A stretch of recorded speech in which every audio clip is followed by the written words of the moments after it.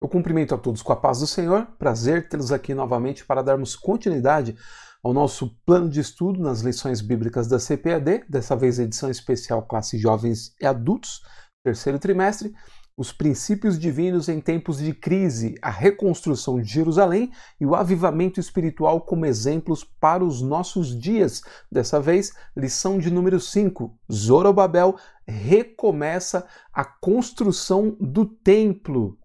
E aí, se você gostar, pode dar seu like, se inscrever no canal e compartilhar com outras pessoas. Também apresento aí para vocês a minha série Criados à Imagem de Deus, uma série de podcast no meu canal de podcast Seja o Novo. Eu tenho certeza que se você acessar, você vai gostar muito, porque é uma série que começa em Gênesis, no capítulo 1, e ela é toda alicerçada no ensino bíblico de uma maneira muito coerente.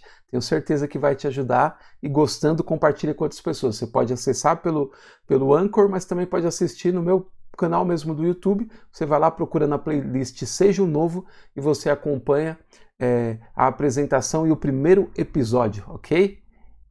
Então, os objetivos específicos para essa lição são: 1. Mostrar como Deus levantou os profetas Ageu e Zacarias para incentivar o povo a reconstruir o templo. 2. Saber que o ministério profético é uma prova da manifestação de Deus. E 3. Explicar o ministério profético à luz da Bíblia. Então, esses são os objetivos específicos dessa lição. A gente tem como texto áureo: ao 24º dia do mês nono, no segundo ano de Dario, veio a palavra do Senhor pelo ministério do profeta Ageu, dizendo: Ponde, pois, eu vos rogo, desde o dia em que se fundou o templo do Senhor, ponde o vosso coração nestas coisas. Ageu 2, versículos 10 e 18. E a verdade prática: sob o poder de Deus, a igreja torna-se imbatível no cumprimento das tarefas que Cristo lhes entregou. Glória a Deus!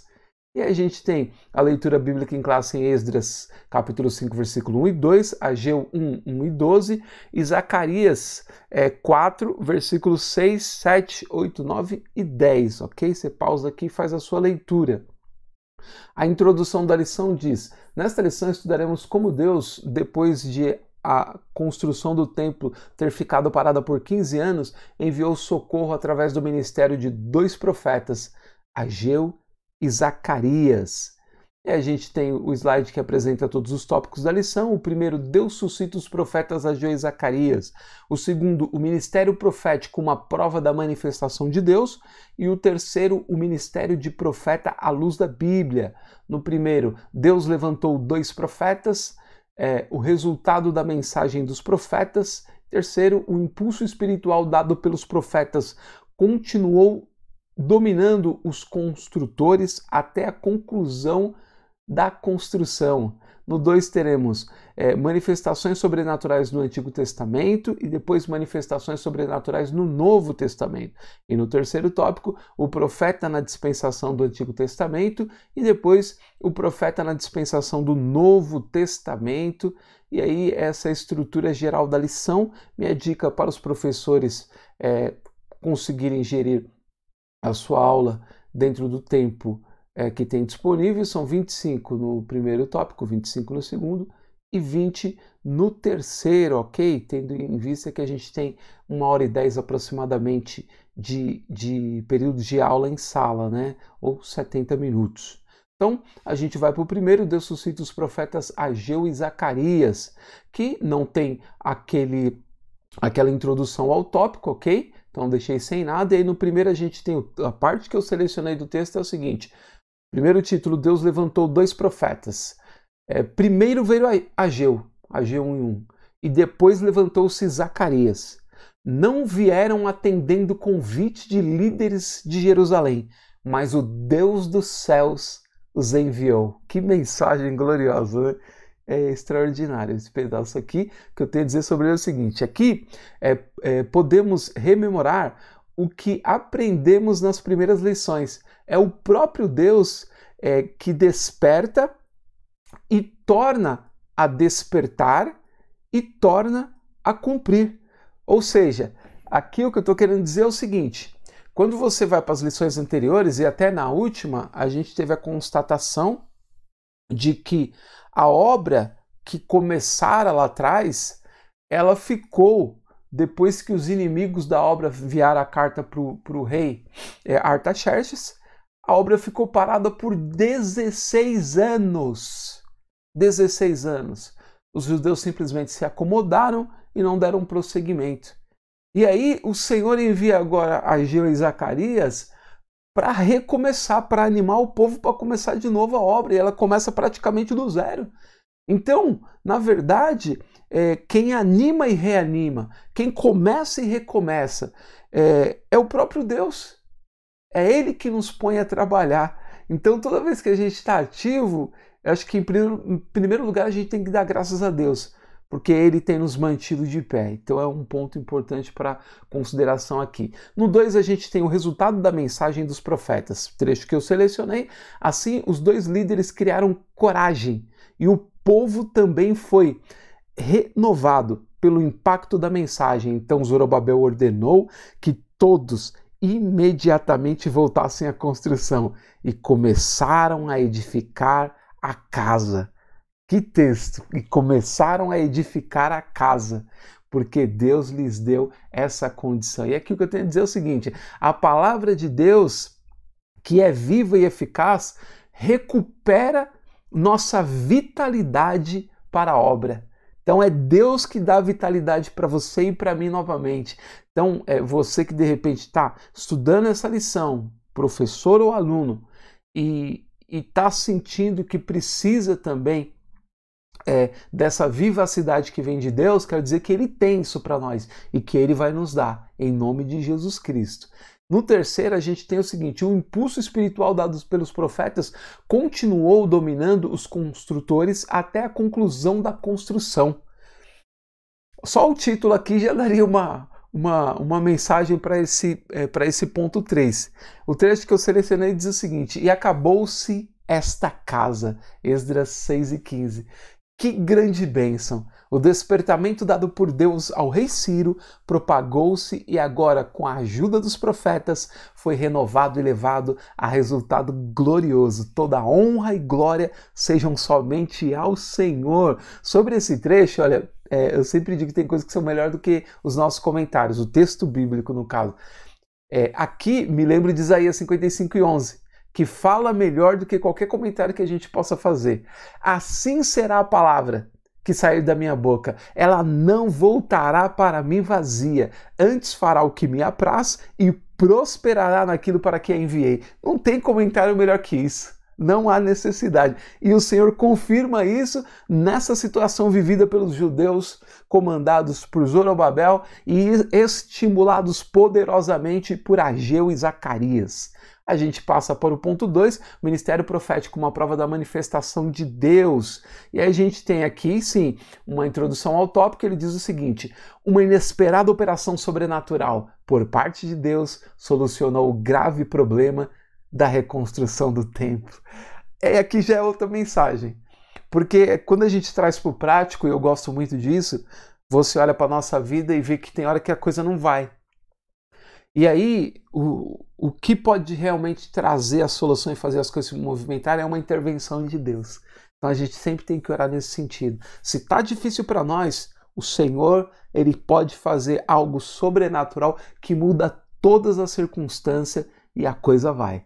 E aí no primeiro diz, o trecho que eu selecionei, o título diz Manifestações Sobrenaturais no Antigo Testamento, Moisés, o grande líder que Deus levantou para libertar o seu povo da escravidão do Egito, recebeu de Deus um preparo sobrenatural, o que lhe deu muita autoridade espiritual. Êxodo 4:17. Aqui é o seguinte: para pensar, a autoridade dada por Deus a alguém aponta sempre para o interesse coletivo, nunca o individual, tá? Então, para sentido prático, a gente conhece a história de Moisés. Quem não conhece é só ir lá e ler e reler para poder apresentar aos alunos. É sempre uma questão é voltada para o coletivo, para a comunidade, nunca é para a autorrealização. Então isso é uma discussão importante. Se Deus está nos ajudando, por exemplo, eu a fazer esse trabalho, vocês que estão aí do outro lado fazendo o trabalho também da escola dominical, não tem alguém que seja diferenciado no sentido de carreira solo, porque na presença de Deus não existe carreira solo, existe o fazer juntos, onde todos são do mesmo tamanho. A autoridade de Deus é que é diferenciada e é colocada de uma forma diferenciada também para cada um. Então, um ponto importante para se pensar, a gente vai para o 2, que vai falar o seguinte: manifestações sobrenaturais no Novo Testamento.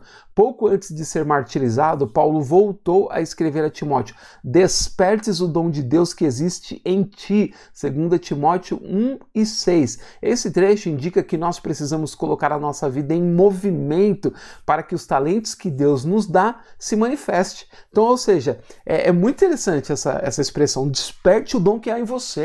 Desperte. Então, ou seja, há a parte dada por Deus, o dom está nele, porque foi Deus que deu. Mas o despertar, no sentido de colocar em movimento, era Timóteo que tinha que fazer. Então, é eu que tenho que fazer, é você que tem que fazer a nossa parte. E aqui cabe muito para os nossos dias isso que ele está falando aqui. Tem muita gente que, por conta do momento de pandemia que a gente está vivendo, simplesmente acabou a vida espiritual, acabou a vida em comunidade, acabou a relação com Deus no sentido de estar fazendo a sua obra.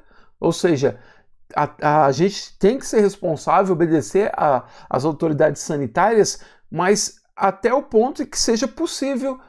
Quando você fala assim, ó, você pode fazer até aqui, vamos fazer então o que dá para fazer, o que dá para ser feito. Ou seja, obedece, mas não deixa de servir a Deus, desperta. E tem gente que está parada, isolada, travada, pausada e não consegue reagir mais, porque já vinha numa decadência espiritual, aí veio a pandemia, a pessoa se isolou completamente das coisas de Deus. E é hora de despertar, porque você vai no mercado, você vai na feira, né? Você vai para o trabalho. Então você vai para vários lugares, mas para a igreja não dá para ir ainda, porque estamos em pandemia. A gente precisa, né, dar aquele start e seguir em frente para a glória de Deus. Repito, com toda a responsabilidade e respeito aos outros, mas a gente tem que ter o olho aberto. Tem que saber o momento certo de agir, senão a gente é engolido pelas ações malignas do esfriamento espiritual. Aí a gente vai para o último tópico: ministério de profeta à luz da Bíblia. E aqui tem uma introdução ao tópico. Ele diz o seguinte: o profeta exerce a função ministerial determinada por Deus. Ninguém toma para si esta honra, senão o que é chamado por Deus. Hebreus 5:4, no primeiro a gente tem o profeta na dispensação do Antigo Testamento. O profeta, além de transmitir a mensagem de Deus para o povo, era consultado pelo povo acerca de assuntos espirituais e até mesmo acerca de assuntos materiais. Que, gente, não tem o que falar a não ser o próprio exemplo da atuação de Ageu e Zacarias. Você já tem um assunto aqui para responder a esse ponto, ou seja, a atuação de Ageu e Zacarias é o que se pede aqui, ou o que se manifesta nesse ponto para ser discutido. Tá aí. E aí a gente vai para o segundo ponto: o profeta na dispensação do Novo Testamento. Ter alguém o dom de profecia não significa que seja profeta. O termo profeta designa quem tem o ministério de profeta. Esse ministério de profeta é um ministério da palavra, para o qual o ministro recebeu de Deus uma preparação especial do espírito profético. O que eu tenho a dizer sobre esse ponto é o seguinte: aqui é de grande importância entender que seja o dom, ou seja, aquela manifestação repentina da profecia, ou o outro, o profetismo como ministério. Aqui o que fica, o objetivo comum dos dois é um só: admoestação, exortação, ânimo, consolação e edificação do povo de Deus. Então, o importante no sentido prático para a gente é para onde aponta, e aponta para isso.